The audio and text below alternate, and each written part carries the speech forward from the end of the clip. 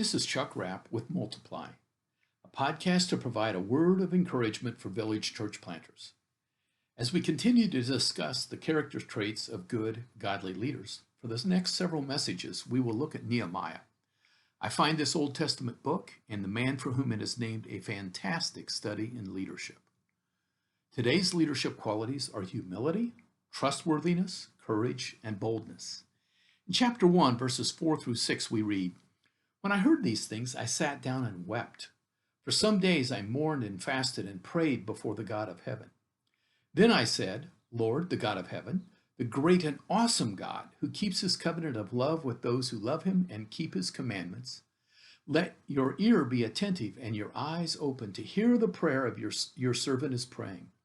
I confess the sins we Israelites, including myself and my father's family, have committed against you." Nehemiah sets the example for us. He mourned, fasted, and prayed to God. He acknowledged God's greatness and awesomeness. His posture and petition before God is one of humility and dependence. At the conclusion of chapter 1, Nehemiah shares his resume, his CV, or his credentials.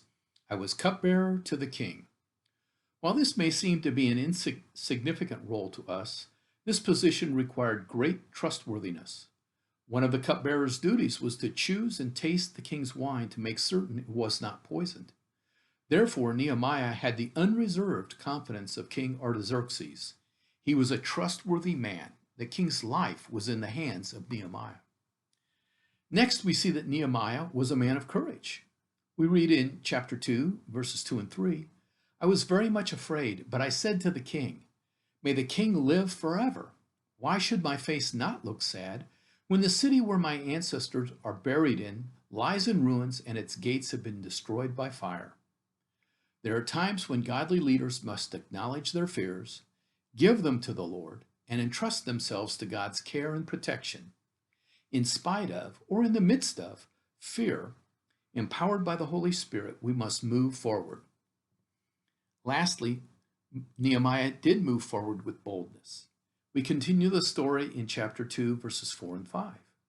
"Then I prayed to the God of heaven, and I answered the king, 'If it pleases the king, and if your servant has found favor in his sight, let him send me to the city in Judah where my ancestors were buried, so that I can rebuild it.'"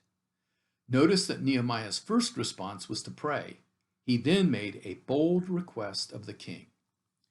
Humility, trustworthiness, courage, and boldness are character traits of Nehemiah that are worthy of our replication. This has been a word of encouragement for village church planters.